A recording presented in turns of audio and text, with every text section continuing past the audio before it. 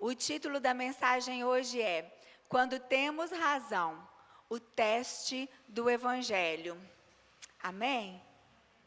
Se você já quiser abrir a sua Bíblia lá no Evangelho, capítulo 18 de Mateus. Evangelho segundo Mateus, no capítulo 18, e nós vamos ler ali a partir do versículo 21.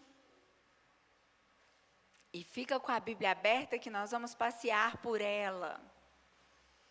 Antes de ler, vamos falar ao coração do Pai. Senhor, nosso Deus e nosso Pai, te louvamos, te engrandecemos, nos derramamos no seu altar. E, Pai, nessa noite queremos te pedir, fala conosco, Senhor. Queremos ouvir a tua voz, queremos sentir a tua presença. Este é o motivo de estarmos aqui, Senhor. Pai, pela tua graça e misericórdia, saca-me da tua aljava e alcance o alvo proposto de eternidade a eternidade. No poderoso nome de Jesus, amém. Queridos, o Evangelho real é um convite à renúncia do nosso direito. É um convite de Jesus para nós, para não mais nos defendermos, para não mais cuidarmos de nós como que aquilo que é mais importante, como que o alvo da sua vida, preservá-la, fazer com que ela seja cuidada, se dedicar em ganhar a sua vida. Não, o alvo do Evangelho é você se abster disso, é abrir mão do seu direito. O pressuposto básico da nossa salvação é o fato de que nós não podemos alcançar justiça verdadeira senão por meio de Jesus. A justiça humana falhou e falhou feio. E é exatamente por isso que Jesus, ele teve ali um julgamento. Jesus não passou apenas pelo julgamento secular, né, das autoridades romanas, no que diz respeito judiciário, né? Aqui nós vemos quando ele foi entregue como sacrifício para nos salvar, ele também passou pelo julgamento religioso, por aqueles que tinham a autoridade de executar justiça neste mundo. A justiça nesse mundo falhou. Ela simplesmente não funciona. E Jesus provou isso. Mas por livre e espontânea vontade, ele foi para a cruz. Ele se entregou, ele se doou. O grito da nossa alma por salvação é uma declaração de que a nossa justiça falhou. Ela se tornou insuficiente. Há um grito em todo e qualquer ser humano por justiça, mas aqueles que foram alcançados pela graça de Deus, estes já não gritam pela justiça deste mundo. Estes estão dispostos a serem a justiça de Deus neste mundo. É isso que ele nos chamou para ser, justiça de Deus. Então, como é que você lida com quem te deve alguma coisa? Como é que você age com aquele que está em falta com você? O problema do nosso Evangelho é que quando nós erramos, nós clamamos misericórdia a Deus. Mas quando o outro erra conosco, nós clamamos justiça, Senhor. Que Evangelho é esse? Que vida no altar é essa? Que entrega é essa? O maior teste da nossa vida não é no dia em que nós falhamos, mas é no dia em que nós estamos com toda razão. É no dia em que você está no lugar que para você é o correto de estar. Você está no seu direito, você está cumprindo o seu dever. E ali você até pode se encher de uma justiça própria. Talvez o maior teste para nós no Evangelho de Jesus, a maior prova é quando nós estamos com o direito ao nosso lado, essa justiça própria. Quando nós pensamos estar certos, quando alguém erra conosco e aí nós nos sentimos na cadeira do juiz. Pois bem, Jesus, que é o justo juiz, ele foi para a nossa cruz. Ele foi pregado numa cruz maldita que era devida a cada um de nós. Porque a cruz da maldição, o peso da maldição caiu sobre toda a humanidade. Porque todos pecaram e foram destituídos da glória de Deus. Nenhum de nós poderá ser desculpável na presença de Deus, senão pelo sacrifício da cruz. Então, nessa noite eu te pergunto, como é que você lida com quem te deve alguma coisa? Com o seu devedor? Com aquele que te feriu? Com aquele que te insultou? Com aquele que te abandonou? Com aquele que te rejeitou? A palavra hoje vai um pouco mais fundo nisso. O inferno é o lugar de gente que sinceramente se julga suficiente para se salvar. Alguém que entende que sendo exposto a Deus nenhum pecado, não tem condenação para ele. Então, o fato de alguém se julgar suficiente é respondido por Deus com condenação. O simples fato de alguém perceber-se suficiente. É só a gente parar para pensar que existe apenas um pecado que a Bíblia nos diz que não tem perdão para ele. Você sabe qual é? É o pecado contra o Espírito Santo. Blasfêmia contra o Espírito Santo. E este pecado é exatamente rejeitar a obra de Deus, a obra de Jesus na cruz. Esse é o pecado daquele que diz, eu não preciso do que Jesus fez por mim, eu não preciso do Evangelho, eu não preciso dessa religião, eu não preciso dessa bengala, eu não preciso de salvação, eu me garanto. E o fato de alguém pensar assim, o simples fato de alguém pensar que pode se garantir, já é a seara da condenação. Porque aqueles que se arrependerem e receberem Jesus, o sacrifício dele, estes serão salvos. Estes sim terão um caminho de perdão para eles. Mas aqueles que o rejeitaram, a palavra de Deus diz que condenados já estão. Então, Jesus, certa vez, ele falou tudo isso aqui e um pouco mais com o apóstolo Pedro, que aqui agora nós vamos entrar na palavra. Mateus 18, a partir do versículo 21, nós não vamos ler até o 35 tudo direto, nós vamos por partes. Depois, Carol fala com Paulo, que hoje eu fiz assim, para que ele pudesse acompanhar na Bíblia. Agora você vai abrir e vai colocar aí no capítulo 18, nós vamos parte por parte. Amém? Para que você traga a sua Bíblia e a gente possa acompanhar aqui também no telão, se você não trouxe. Então, Pedro, aproximando-se de Jesus, perguntou, Senhor, quantas vezes eu deveria perdoar o meu irmão quando ele pecar contra mim? Até 7 vezes? Jesus respondeu, eu digo a você, não até 7, mas até 70 vezes 7. Só aí por enquanto. Pedro achava que estava sendo generoso quando ele pergunta até 7 vezes, porque no costume judaico dizia-se 3 vezes por dia. Já era bastante. E a gente, como é que a gente faz por dia? Jesus responde, eu não te digo até 7, mas 70 vezes 7. O perdão no reino não é matemática, é natureza, não é cálculo, é estilo de vida. A parábola do servo perdoado vai nos ensinar isso. Jesus estava ensinando ali para os discípulos, e essa palavra vem para nós, que somos discípulos. Ele quer nos ensinar a respeito de uma vida genuína em Cristo. Porque quantas vezes a gente pensa que é uma vida religiosa, cumprindo farisaicamente todos os preceitos.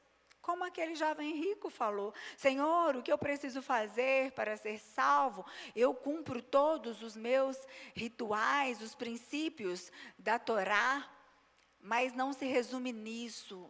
A nossa fé em Cristo Jesus não se resume num monte de demandas, em um monte de ordenanças, não se resume numa religião, mas se resume numa vida que flui dele, numa vida que mostra quem ele é.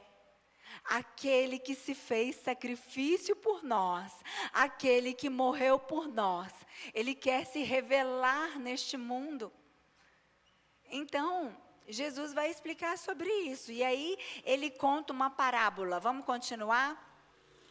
A parábola do servo perdoado, 23. Por isso, ele começa a dizer: o reino dos céus é como um rei que desejava acertar as contas com os seus servos. Quando começou o acerto, foi trazido à sua presença um que lhe devia uma enorme quantidade de prata. Como não tinham condições de pagar, o Senhor ordenou que ele, sua mulher e seus filhos e tudo que ele possuía fossem vendidos para pagar a dívida. O servo prostrou-se diante dele e lhe implorou: tem paciência comigo e eu te pagarei tudo. O senhor daquele servo teve compaixão dele, cancelou a dívida e o deixou ir. Mas quando aquele servo saiu, encontrou um de seus conservos que lhe devia 100 denários. Agarrou e começou a sufocá-lo, dizendo: pague-me o que me deve. Somente até aí. Bom, Jesus primeiro compara o reino com uma situação de um senhor que veio acertar as contas. E ficou muito claro para nós que haverá um acerto de contas. É correto dizer que todos terão um encontro com Deus, um encontro personalíssimo? Sim, todos. Mas apenas os que estão inseridos em Cristo Jesus terão um encontro com o Pai. Agora, com o justo juiz, todos terão esse encontro. Vai ser um acerto de contas. E aqui fica claro que esse perdão no reino, ele nos alcançou. Porque a nossa dívida era impagável. A nossa dívida era eterna. Ninguém poderia pagar a nossa dívida, o preço do nosso pecado. Mas Deus veio ao mundo, Deus enviou o Filho dele, parte da Trindade, o próprio Deus vindo em carne, para pagar o preço da nossa dívida, para se entregar no nosso lugar. Então Jesus, ele faz essa comparação de um servo que devia 10.000 talentos, impossível de ser quitada essa dívida para aquele servo. E o Senhor, movido de compaixão, o perdoou totalmente. A Bíblia vai nos dizer que onde abundou o pecado, superabundou a graça. Porque, queridos, é só você se arrepender. É só um arrependimento genuíno e você crer no Senhor Jesus. E haverá perdão para você, haverá recomeço para você. Muitas vezes, aquele que está ali afundado no pecado, quando ele é acordado, quando ele vê o fim da linha e então os olhos dele se abrem, ali há de fato um verdadeiro arrependimento. E ali há a misericórdia de Deus alcançando um homem. Mas quando a pessoa entra num ciclo religioso, repetitivo, longo, duradouro, ela corre o risco de se tornar tão distante do coração de Deus. Tão assim, justa aos seus próprios olhos, que a misericórdia de Deus não alcança. A justiça própria nos condena, você sabia disso? A sua justiça própria, ela na Bíblia é comparada com um trapo de imundície, que era na época aquele pano, aquele tecido imundo, nojento. Essa é a justiça humana, é a nossa justiça própria. Tem alguma coisa que você se orgulha na sua vida? Sua família, sua profissão, sua casa, seu carro, ou a sua vida ilibada, o tanto que você... Tem gente que se orgulha de ser humilde, né? Se orgulha por ser tão humilde. Isso é um contraponto. Orgulho não é um sentimento que deve encontrar em nós espaço. Não devemos nem nos orgulhar dos nossos filhos. Ah, filho, você formou, quanto orgulho eu tenho de você. Não. Nós não nos orgulhamos porque o orgulho é a raiz de todo pecado. O orgulho começou lá no céu, num anjo chamado Lúcifer, que se rebelou contra Deus e carregou consigo 1/3 dos anjos. O orgulho não tem nada de bom para nós. Em Jesus não existe nenhum vislumbre de orgulho. Até mesmo quando ele foi ali batizado e veio a voz de Deus Pai, Deus não falou: eis aí o meu filho em quem eu me orgulho. Não, eis aí o meu filho em quem eu me comprazo, em quem eu tenho prazer. O evangelho verdadeiro é revelado não quando pedimos misericórdia, mas quando nós a oferecemos. Você é alguém misericordioso? Porque os misericordiosos alcançarão misericórdia. A justiça própria nos condena. O Senhor, ao saber de tudo, chamou o servo de mau. Vamos aí ver a partir do versículo 28. Aqui nós vamos ver quando nós temos razão. Aqui é o retrato de alguém que está com a razão. Quando aquele servo saiu, encontrou um dos seus conservos, que lhe devia 100 denários, agarrou e começou a sufocá-lo, dizendo: pague-me o que me deve. Então, seu conservo caiu de joelhos e implorou-lhe: tenha paciência comigo e eu pagarei a você. Mas ele não quis. Antes, saiu e mandou lançá-lo na prisão até que pagasse a dívida. O mesmo homem. Parecem duas pessoas, né? Porque ele estava tão humilde, diante de uma dívida impagável, diante do Senhor. Ele se humilhou, se ajoelhou e alcançou a misericórdia. Mas logo ali na frente... Queridos, logo ali na frente, sempre tem um teste. Logo ali na frente, o Evangelho do Senhor Jesus nos prega algumas peças. Nós passamos por algumas provações, nós passamos por alguns testes, para que nós sejamos forjados à imagem e semelhança do nosso Salvador. Porque para isso ele veio ao mundo, para transformar o nosso interior. Era a mesma pessoa, mas não era a mesma disposição na alma dele. Agora parecia um cobrador que estava ali tão tirano, tão duro. O contraste aqui da dívida perdoada, né? Deus nos perdoou de tudo e nós às vezes nós travamos por causa de algumas ofensas. Quantas vezes cheios de direito nós falamos: imperdoável o que aquela pessoa fez comigo.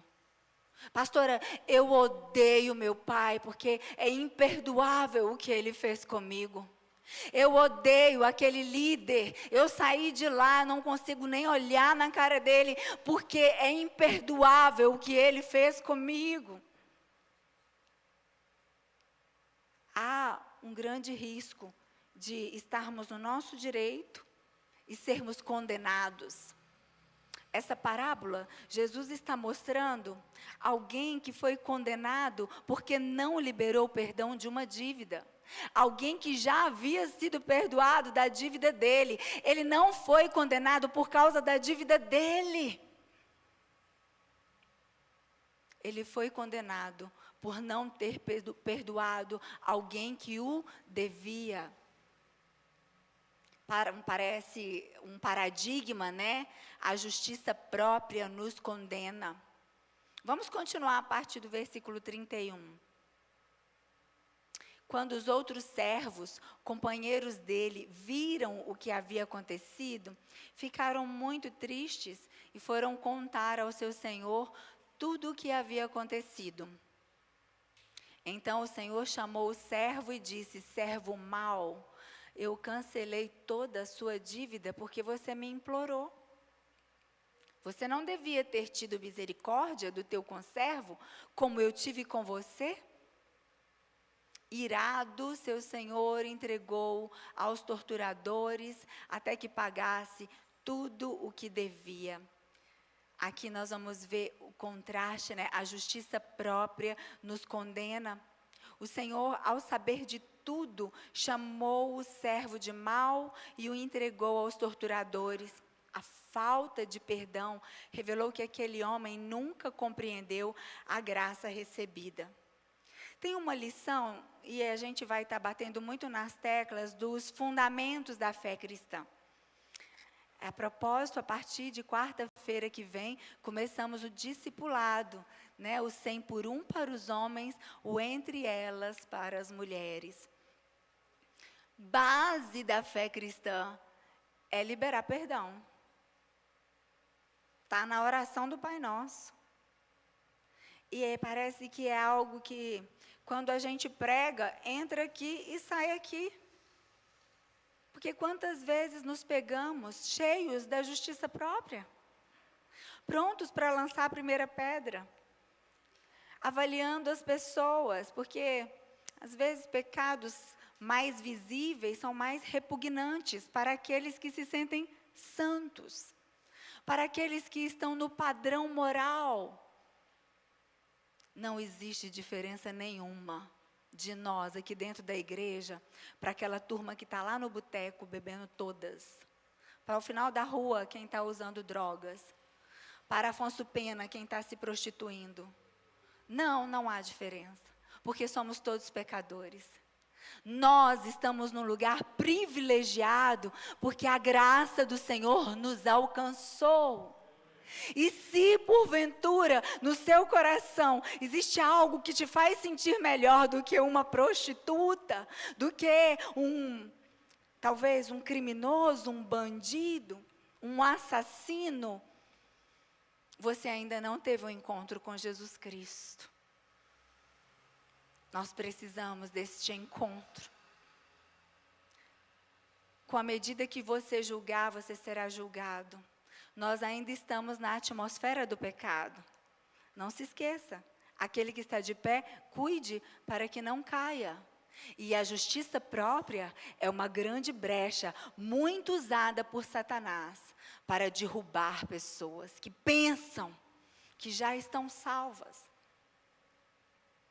A salvação de fato não é revogada, mas existem evidências na vida daquele que foi salvo e que anda com Cristo, na vida daquele que é preenchido pelo Espírito Santo. E a maior evidência delas é que você libera perdão. Não é uma condição, tá? É uma obrigação. O inferno é o lugar de quem se julgou o suficiente. O inferno é o lugar de quem rejeitou a misericórdia de Deus. Porque às vezes a gente pensa que é meio óbvio, a gente aceita a misericórdia de Deus para os nossos delitos, Mas para os delitos alheios o rigor da lei. Nós estamos falando da lei de Deus, não da lei dos homens. Vivemos em sociedade. A gente precisa inserir-se em todo o padrão de ordenamento jurídico, na constituição da nossa nação, procurar ter uma vida fidedigna, ilibada, caráter, pagar nossas contas, andar em dia com a lei. Mas quando a gente olha para a lei do Senhor, nós estamos todos no mesmo patamar. Deus quer nos usar passando pelo crivo da misericórdia, pela mesma misericórdia que recebemos, é o que nós oferecemos. A conclusão de Jesus fica tão claro. Vamos para Mateus 18, 35.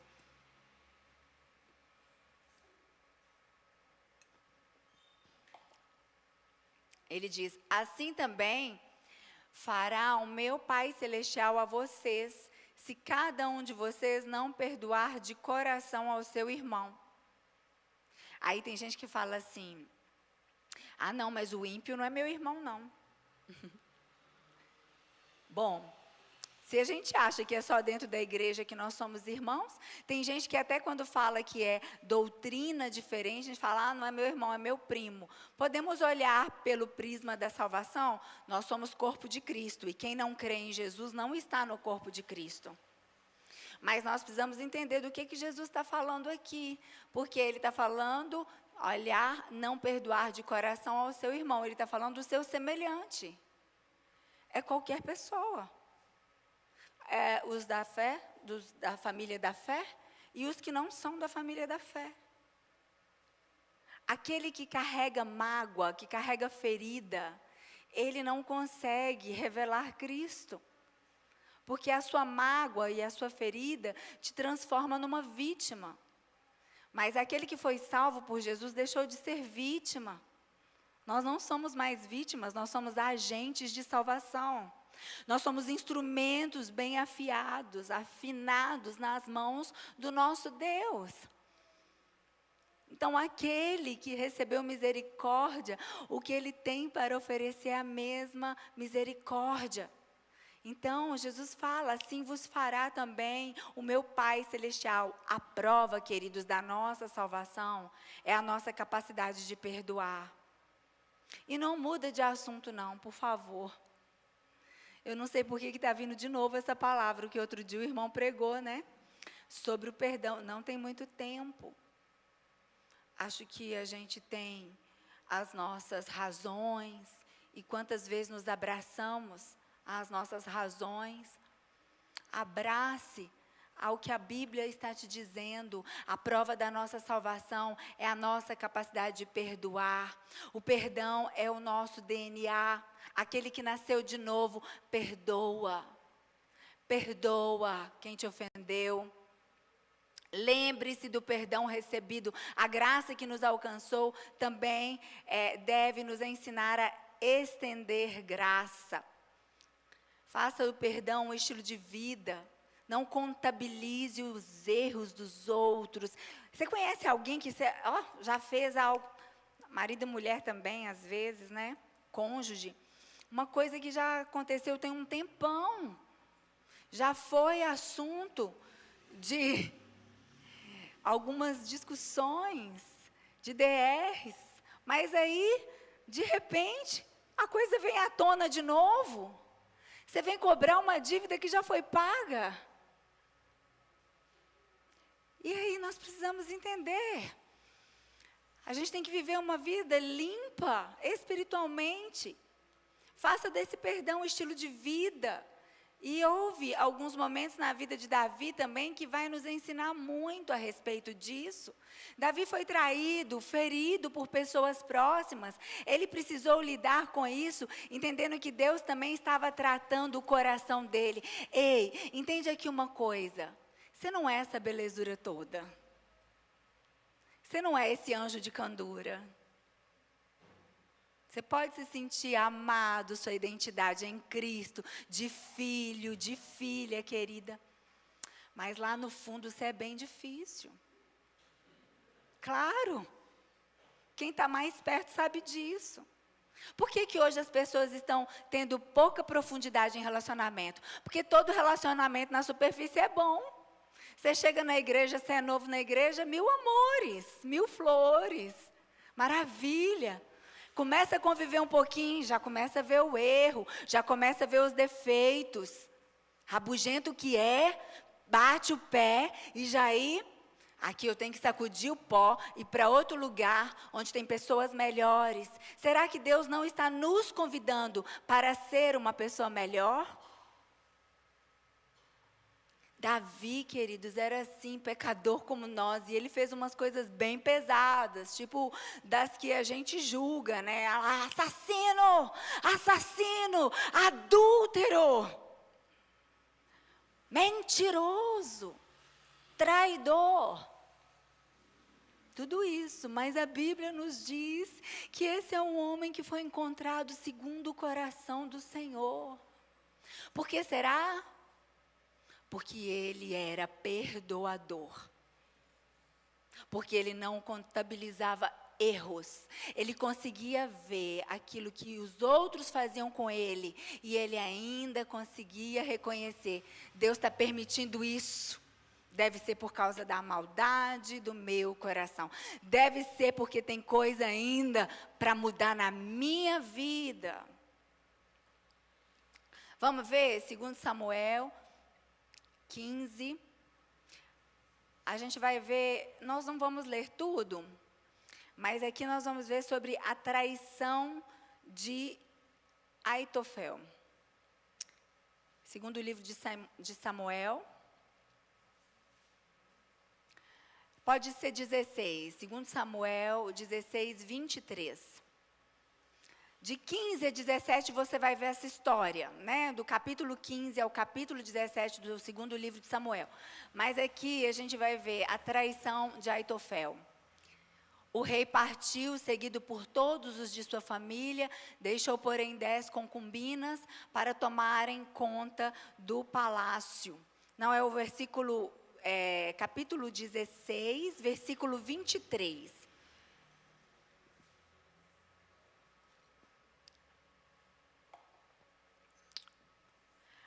Aitofel era um dos conselheiros mais íntimos de Davi, queridos. Naquela época, tanto Davi como Absalão consideravam os conselhos de Aitofel como se fossem a palavra do próprio Deus. Pensa naquela pessoa da sua extrema confiança. Pensa naquela pessoa em quem você abre seu coração. Pensa naquela pessoa em que você acredita que Deus usa a vida dela. Era Aitofel, para Davi.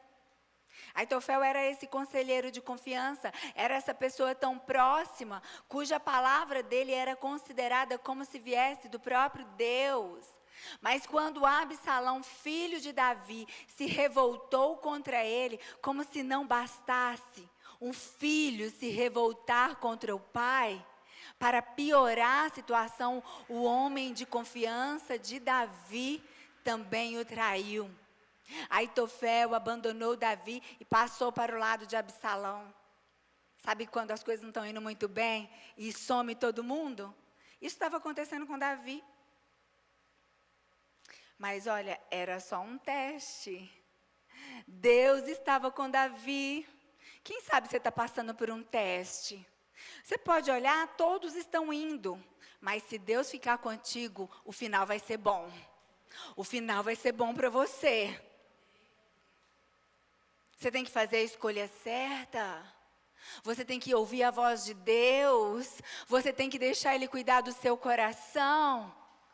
Sabe, de todas as coisas, guarde o seu coração, porque é dele que procedem as fontes de vida. Quantas vezes deixamos contaminar o nosso coração por causa da nossa justiça? Não se contamine com a sua justiça. Clame pela justiça de Deus. Mas a justiça de Deus é exatamente isso, que nós estejamos aptos a ser misericordiosos. Essa é a justiça de Deus. Ele entregou o justo pelos injustos, para que esses que foram salvos se tornem misericordiosos. Contem a sua história ao mundo. Então, essa foi uma ferida profunda, não? Em Davi, imagina. Pois não se tratava de um inimigo, mas alguém da sua extrema confiança. E o Salmo 55, de 12 a 14. Vamos abrir? Salmo 55, de 12 a 14. Redobre a sua atenção. Já estamos caminhando para o final da mensagem. Davi escreveu quando estava passando por esse momento difícil.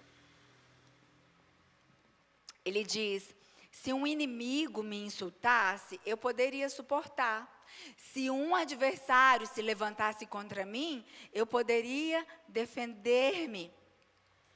Mas logo você, meu colega, meu companheiro, meu amigo chegado, você com quem eu partilhava agradável comunhão, enquanto íamos com a multidão festiva para a casa de Deus. Queridos, Jesus passou por isso. A última ceia ele sabia que tinha um traidor na mesa. E isso não mudou a disposição do coração de Jesus. Isso não pode mudar a disposição do nosso coração. Às vezes Deus mostra algumas coisas para ele ver como é que você vai reagir, como é que você vai tratar essa pessoa, como vai ser a sua posição com ela. Porque Jesus tratou Judas com honra. Judas pôs a mão primeiro no alimento, Jesus não contabilizou, Jesus ainda molhou o pão e deu para ele. Isso era feito para aqueles que recebiam honra.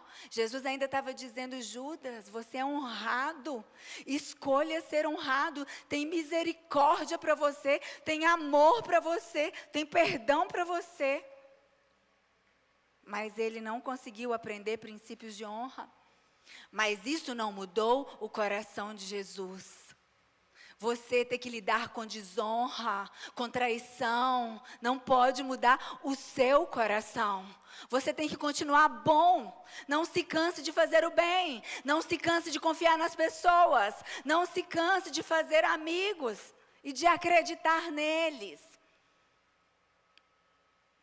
Tem Judas, mas também tem João, que foi para os pés da cruz. E aqui o coração de Davi estava sendo observado. Simei também foi um outro que traiu, que amaldiçoou. Simei, quando Davi estava fugindo da rebelião de Absalão, apareceu um homem chamado Simei, tudo junto. Não bastasse o filho traindo, Aitofel ferindo, e também agora Simei amaldiçoando. Esse homem, quando Davi passou, ele gritava: aí ó, um homem maldito. Ele começou a jogar pedras em Davi, amaldiçoando e dizendo que tudo aquilo que ele estava passando era justo juízo de Deus sobre o rei Davi. E Abissai, general de Davi, queria matar Simei. Mas Davi disse: não, pode deixar, Abissai, deixa, porque talvez Deus está usando a boca dele para me amaldiçoar.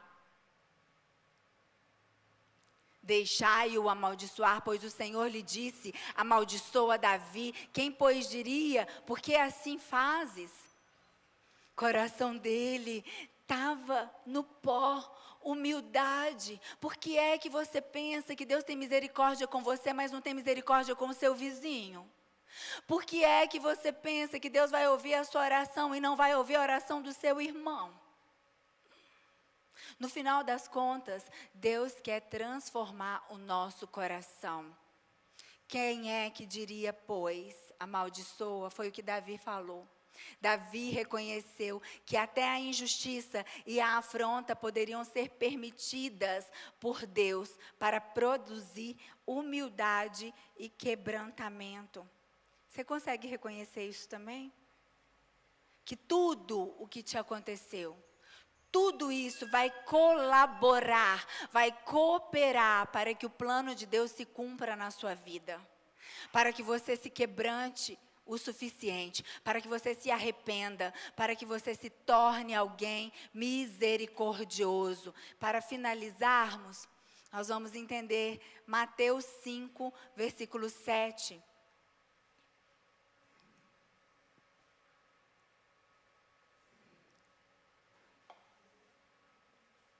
Bem-aventurados os misericordiosos, pois obterão misericórdia.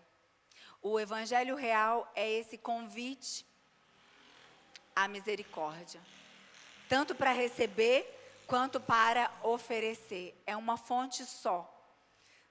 Perdoar não é fácil, mas é o que nos torna mais parecidos com Cristo. Perdoa. Todos nós temos a oportunidade disso. Porque a falta de perdão vai nos desabilitar a sermos cristãos. Sabia? A falta de perdão te desabilita a viver o seu propósito aqui. Então essa é a lição número 1 do nosso discipulado. Só começou, mas vai ser muito bom, porque Deus está desobstruindo. Às vezes as coisas não estão acontecendo porque tem partes basilares da sua fé, a fé que você carrega, que você não está vivendo. A lição, o para casa é esse: perdoa. Deita hoje, faz a sua oração com o seu Pai. Faz a oração do Pai Nosso.